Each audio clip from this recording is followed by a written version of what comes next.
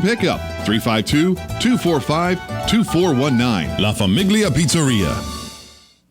Ocala's information station, 1370 WOCA. Ocala.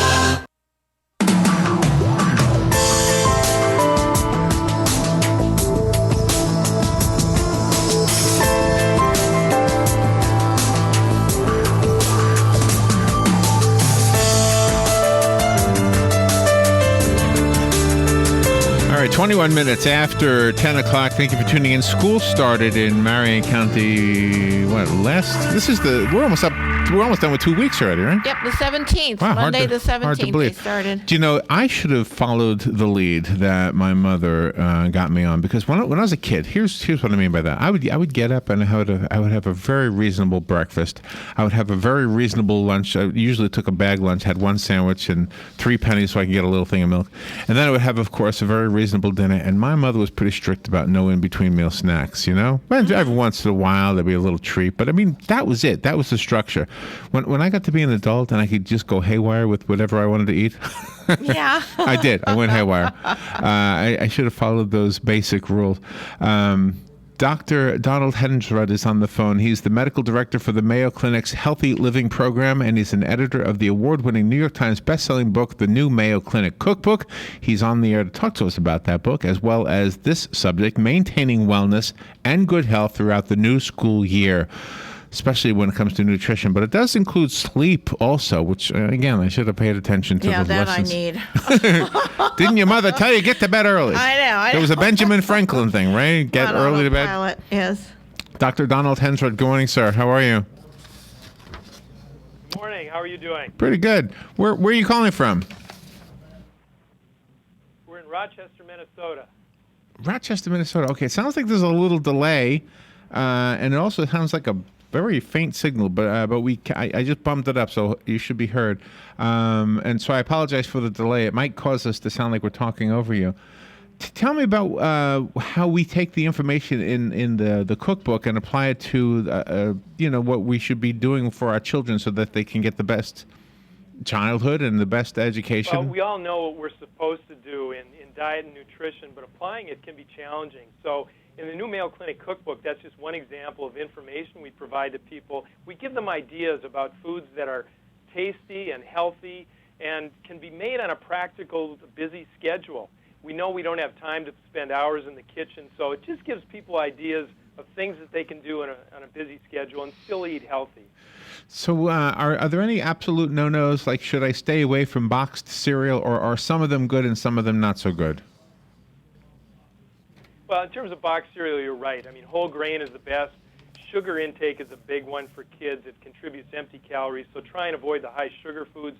You mentioned earlier about breakfast, and your mother was very smart. A good breakfast can help kids do better in school. That's been shown in a number of studies.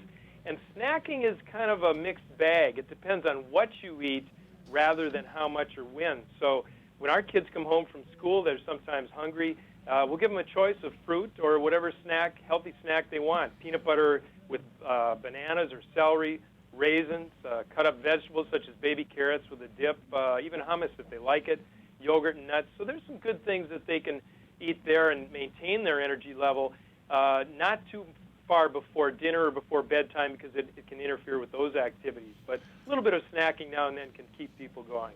So how late at night should a person put the final kibosh on eating before they go to bed? Well, they should not eat within a couple hours of going to bed, preferably because it can interfere with sleep. So it's important, as you mentioned earlier, to get good nutrition before that. And with our kids, some of the things that we can do are involve them in the process, involve them in the choice. Even young kids can help out with simple things, cooking, setting the table. They learn from our example. So it's important that we set a good example and keep ourselves healthy as we're trying to keep our children healthy. So I want to talk about exercise real quickly, because nowadays when you think of exercise, you think about a regimented program. You're going to do so many sit-ups and you're going to ride the stationary bicycle. But when I was a kid, I didn't even think about it. I got on my bicycle and rode, or I walked, or I ran. And of course, back then there was no video games, etc. Right. So I don't know, just the normal childhood seemed to provide the exercise we needed, Do we need, because of today's new world, do we need to force exercise on the children? I don't mean force in a bad way, but I mean, I guess give them time out on the game and go outside and play something for real. That's a really, really good point, and I'm with you. When we were kids, we were just active naturally. We've engineered physical activity out of our environment. We have to make an effort to get it now. Any activity is good activity, so even activities throughout the day or formal exercise is good, and they've taken it out of some schools too. So kids older than 6 need about an hour a day of physical activity. They're creatures that need to move around. We've all seen children, they get too tired and ornery, and some activity can help keep them energized during the day. Some tips and hints, one for us parents. If our kids are involved in a sport or an activity, that's a good time for us to go for a walk or a bike ride while they're involved in their activity. Make it fun for kids. My wife used to do a wonderful job when our kids were little. She would dance with them. Or you can play active video games. And a good one for families are, after the evening meal, don't retire to the couch or the TV, but go for a short walk. It's a good time to spend some family time and to plan for the next day's activities. Do you advocate napping? If you're 60, yes.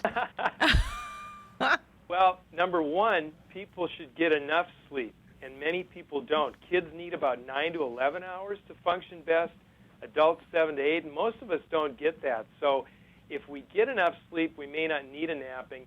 If we nap too much, that can actually interfere with sleep at the night. A short kind of power nap is good to keep going during the day. Also with kids, some tips are set a good bedtime routine. With young kids, reading before going to bed can be an enjoyable activity. They look forward to it right before a good night's sleep. And older kids need to unplug. The phones, the tablets, TV, the light from those devices has actually been shown to interfere with sleep. So not only should we not eat right before going to bed, but also unplug from the electronic device. I don't know if this is covered in the book. I bet it is, though. Let me ask about vitamin supplements for children, like the Flintstones vitamins. Not to pick on a brand, but I'm trying to hopefully to let you understand what I'm asking. Yeah, with regard to supplements, the diet that we eat is much, much more important in determining our long-term health than dietary supplements for children and adults. If kids eat a healthy diet and they're otherwise healthy, it may not be necessary to use a supplement. And in adults, there are some supplements that have actually been shown to cause adverse side effects. So I'm not a big fan of supplements in general. There are a couple that may be beneficial, but a healthy diet is the best for everybody. It just rings true, doesn't it, when you hear that? We're out of time right now, but real quickly, Robin and I were remembering when we were kids, pretzels, potato chips, and soda only came out very rarely. Yes. I don't remember ever seeing potatoes, any snacks like that, except for like if special company came over, then it was sitting out there. Let's see. Now it's ubiquitous. We need to do a better job of paying good attention to nutrition overall and kind of avoiding things like that, except on rare occasions. All right, Doctor, we have 30 seconds. Can we get the book online? The new Mayo Clinic Cookbook is available online. The Mayo Clinic Diet is available online. Just do a search on healthy living at Mayo Clinic, or mayoclinic.org is our website. We've got plenty of tips and information. And also on there is information about the Mayo Clinic Healthy Living Program to help people make long-term, sustainable, and enjoyable lifestyle changes. Great information. mayoclinic.org. We'll share all of that information on Facebook by about 2 o'clock. Thank you, Dr. Hensrud. We'll take a little break. Be right back.